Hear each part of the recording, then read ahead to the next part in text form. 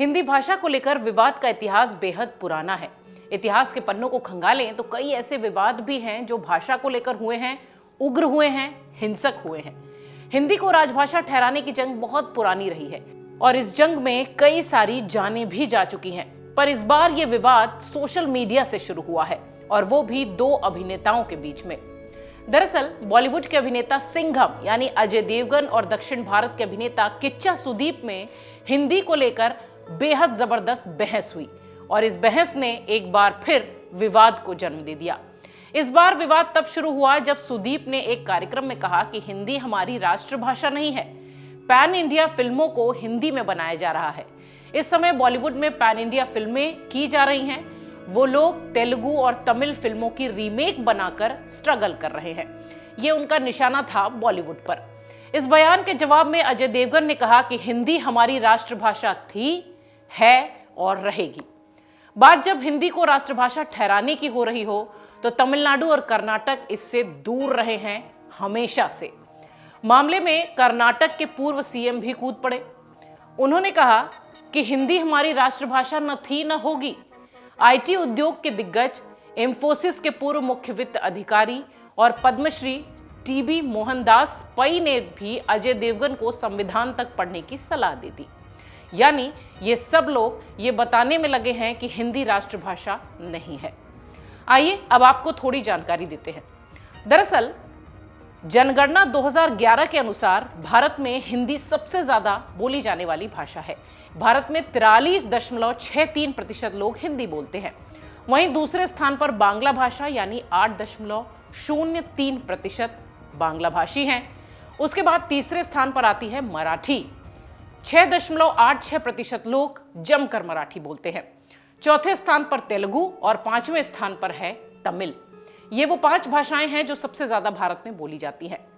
देखा जाए तो ऐसा पहली बार नहीं हुआ है जब हिंदी की बात हो रही हो और कर्नाटक, तमिलनाडु उसका विरोध न करे। अगर ये कहा जाए कि हिंदी को राष्ट्रभाषा न बनने देने में इन दो राज्यों की बहुत बड़ी भूमिका है तो शायद ये अतिशयोक्ति नहीं होगी और ना ही ये गलत होगा। ऐसा क्यों कहा जाता है, इसको समझाते हैं। दरअसल आपको उस वक्त में चलना होगा जब देश गुलामी की बेड़ियों में जकड़ा था। कभी तमिलनाडु के स्कूलों में जरूरी भाषा हुआ करती थी हिंदी। ये सुनकर आप हैरान हो जाएंगे, लेकिन ये सच है। एक भाषा का विरोध इतना उग्र हो गया कि इसमें कई लोगों की जान तक चली गई। कई लोगों से मतलब 1 या 2 नहीं बल्कि 50 से ज्यादा, जी हाँ, भाषा के विवाद में 50 से ज्यादा लोगों ने अपनी जान गंवाई थी। हिंदी विरोध के मामले में तमिलनाडु सबसे आगे रहा है। राज्य में जब सरकार जयललिता की थी तब उनके मेंटर एमजी रामचंद्रन ने तमिलनाडु विधानसभा में अंग्रेजी को भारत की अकेली राजभाषा बनाने का प्रस्ताव पारित करवाया था। विपक्ष के नेता, हिंदी विरोधी आंदोलन के नायकों में से एक एम करुणानिधि थे। इसी राज्य में कभी राष्ट्रपिता महात्मा गांधी ने हिंदी के प्रचार प्रसार की कमान अपने बेटे देवदास गांधी को सौंपी थी। लड़ाई शुरू हुई थी तो 2 भाषाओं को लेकर, लेकिन आगे चलकर यह लड़ाई 2 संस्कृतियों की बन गई। जी हाँ, तब देश की आजादी के करीब हम पहुंच रहे थे और भाषा को लेकर संविधान सभा में तीखी बहस हो रही थी। हिंदी को लेकर 2 खेमे में बटे हुए लोग दिखाई पड़ रहे थे। 1947 में देश आजाद हुआ। इसके बाद मद्रास में हिंदी विरोध ने एक बार फिर तूल पकड़ लिया। इस बार भी अगुआ बने पेरियार।